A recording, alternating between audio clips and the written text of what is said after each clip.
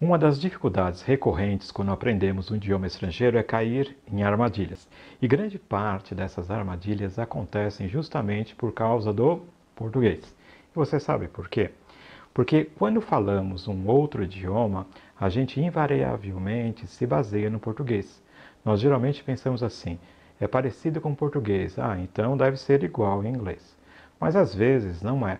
E hoje eu vou revelar para você um dos erros de tradução que mais as pessoas cometem em inglês.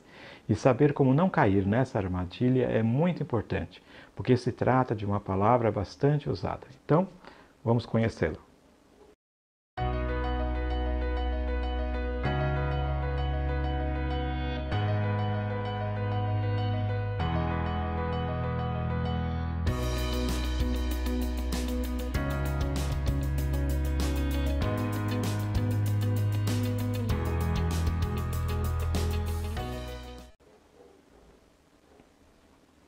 Como você sabe, há muitas palavras em inglês que vieram do latim, exatamente como em português. Isso quer dizer que elas se parecem na forma e no significado. Por exemplo, podemos ter a palavra essential, que se parece com o português essencial, e é mesmo. Podemos ter também a palavra basic, que também é básico em português. Agora, por outro lado, essa similaridade representa um risco quando os significados não são iguais. Uma das armadilhas em que quase sempre caímos no inglês são os famosos falsos cognatos, né? Ou falsos amigos. E o que são esses falsos amigos? Bem, são palavras que se parecem com o português na escrita, na ortografia, mas têm significados diferentes. E aí é que está o perigo para nós. E olha, eu sou assim um especialista nesse assunto. Eu tenho até um livro publicado sobre esse mesmo assunto. Ele está bem aqui. Ele se chama 280 erros comuns na tradução da língua inglesa, termos cuja tradução não é o que parece. Né? Inclusive ele já está até esgotado. E hoje eu vou revelar para você um falso amigo assim frequente, que é a palavra eventually. Eventual parece com eventual em português, não é verdade? Quando acrescentamos esse ly no finalzinho, ele equivale no português ao nosso sufixo mente. Por isso, a gente diz naturally, que é naturalmente, completely, que é completamente. Aliás, eu tenho um vídeo aqui que fala exatamente sobre isso, chamado Descubra como formar palavras em inglês, exatamente sobre esse sufixo, né? E o link está aí embaixo. Então, nós temos eventual, que se parece com eventual. Colocando esse ly no final, nós teríamos então eventualmente, não é isso? Não. Eventually é um falso cognato, ou seja, ele se parece com a palavra eventualmente em português, mas a tradução é completamente diferente. Eventually não é eventualmente. A sua tradução correta, anota aí, é finalmente, no final. Vamos a alguns exemplos, vamos ver alguns exemplos para fixar melhor. Quando falamos he eventually died, observe que a tradução em português não faz sentido, né? Ele eventualmente morreu. E por que não faz sentido? Não faz sentido porque eventualmente em português significa de vez em quando, às vezes. Por exemplo, alguém pergunta para você se você lê ficção científica e você responde: olha, eu eventualmente leio, né? Mas não sou um grande fã. E eu eventualmente leio, né, quer dizer, de vez em quando, às vezes eu leio livros, né, de ficção científica. Mas o exemplo em inglês que eu dei, ou seja, he eventually died, não dá para traduzir por ele eventualmente morreu. Porque não dá para alguém morrer eventualmente, ou seja, morrer de vez em quando. Você morre ou não morre, e não, a não ser metaforicamente, né? Então, qual era mesmo o significado de eventually? Eventually significa finalmente, no final.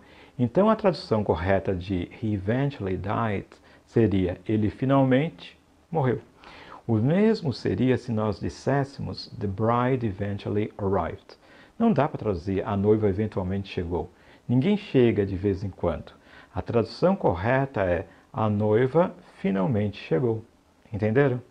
Um outro exemplo. After 2 years, they eventually got married. E como nós traduziríamos isso? Depois de 2 anos, eles, eventually, finalmente se casaram, ok? Ficou mais claro agora? Então, fique muito atento a essa palavra eventually.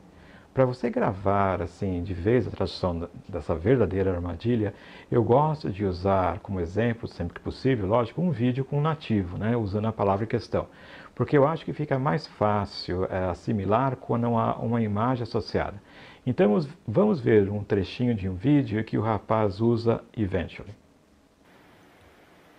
Took me a while, but I'd learned it eventually. Took me a while, but I'd learned it eventually. O rapaz diz em inglês, It took me a while, but I learned eventually. O que é took? É o passado de take, que significa pegar, levar. Então, quando ele diz It took me a while, quer dizer, levou-me um tempo. E o que significa o verbo to learn? É aprender. Então, quando ele diz But I learned eventually, será que eu posso dizer, mas eu aprendi eventualmente? Não. A primeira dica para você detectar um falso cognato, um falso amigo, é perceber que a tradução não bate, não faz sentido em português. Pois é, faz sentido essa tradução? Levou-me um tempo, mas eu aprendi eventualmente. Ou seja, eu aprendi de vez em quando. Não, não dá, né? Então, eventually significa finalmente, no final.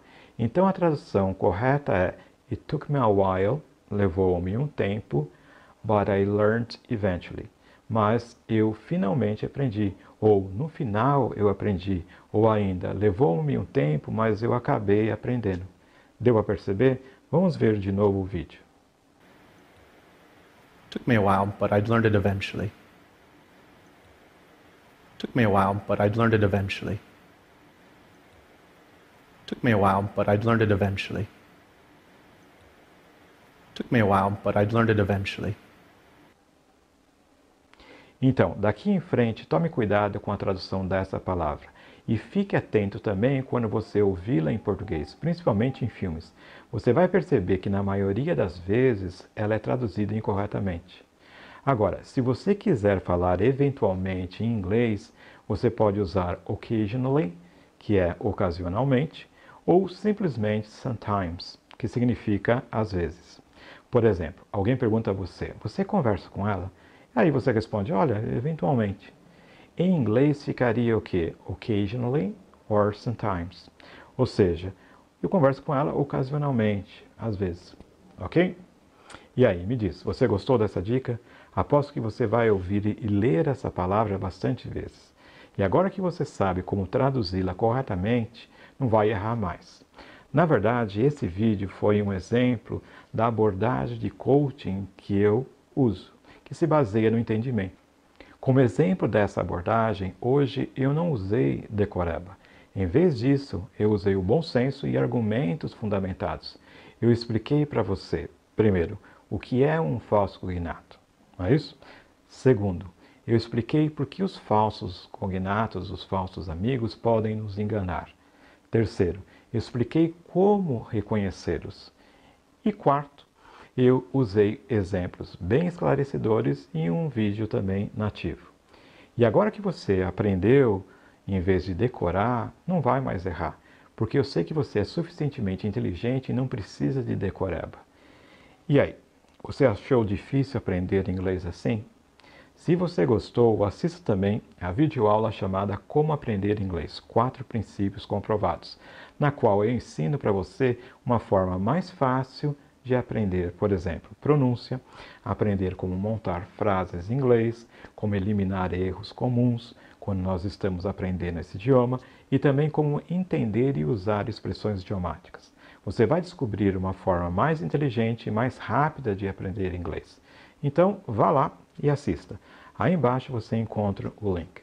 E não se esqueça de dar o seu thumbs up, né, o seu positivo aí embaixo. E inscreva-se no meu canal para receber mais dicas e aulas de inglês com inteligência e bom senso. Um abraço e até a próxima.